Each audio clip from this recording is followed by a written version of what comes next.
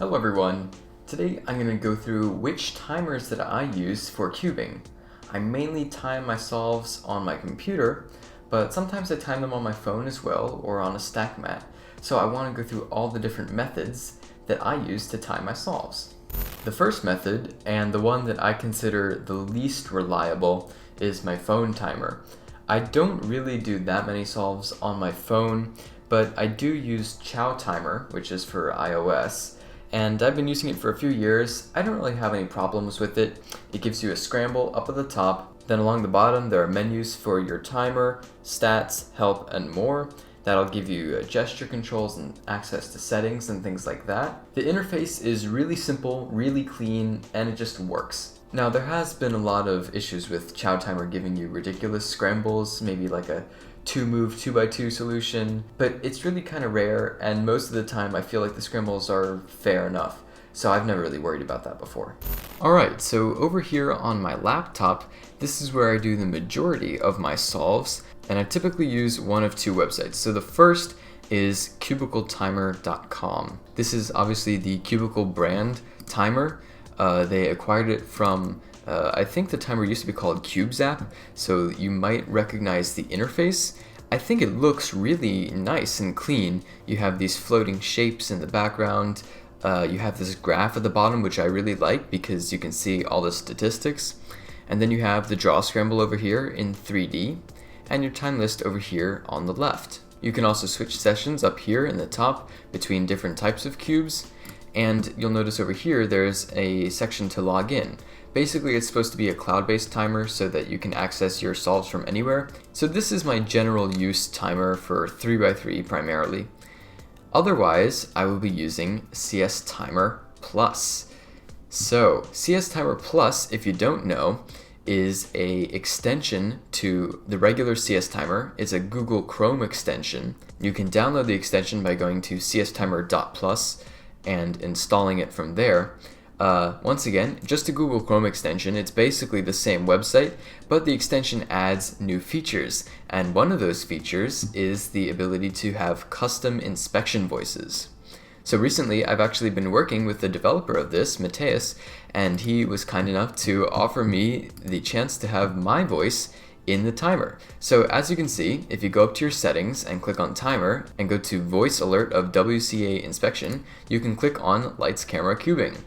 Now, some people that they added in the most recent update were Tingman and Olor, so if you want to have them speaking to you, maybe if you prefer an Australian accent talking to you, I don't know, that's an option for you as well. So, for example, if I switch over to Olor, when you start your timer, she will give you a warning at 8 seconds and 12 seconds, just like in a WCA competition. 8 seconds. There you go. And then 12 seconds. And then you can continue with your solve. Congratulations, you just beat the world record.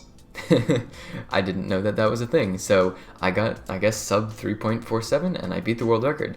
And Olor congratulated me for that. So I know from my time working with Mateus that there are definitely some Easter eggs that each content creator can put into their own voice channel thing. So I guess Olor's has congratulations, you beat the world record. For example, if you go into mine and click on lights camera cubing, it'll do basic things like congratulate you when you get a new PB, or if you get a +2. So if I mark this as a +2, I'm sorry, this is a +2. I'll say, I'm sorry, this is a +2. Or the same thing for a DNF. Now, it is slightly strange to have myself counting down the inspection when I'm solving. I guess I'm an anomaly because I don't really mind the sound of my own voice. I like listening to it, I guess. Does that make me narcissistic? I don't know. Now, another feature of csTimer Plus that I really like that Mateus added is when you mouse over the scramble, it will show you the progress down here. So if you accidentally do a wrong turn or you lose your place, you can mouse over where you think you did your last move in the scramble and check halfway through the scramble to see if you're in the right place or not. So that way you can correct a move halfway through and not have to go back, resolve it, and then re-scramble. You can kind of save yourself halfway through. I saw Chris Tran working on something like this a while ago, and I'm glad that it's implemented into this timer now. Depending on which person you choose to have your voice set to, if you want a voice speaking to you, each person will say different things. So one last thing that I'll share with you is that if you make a new session, Good luck on the new session. I say good luck on the new session. So it's just basically a really nice, friendly interface that's supposed to make cubing a bit more inclusive and fun. And I think that Mateus did a really great job at creating that environment. So I will give you a little update.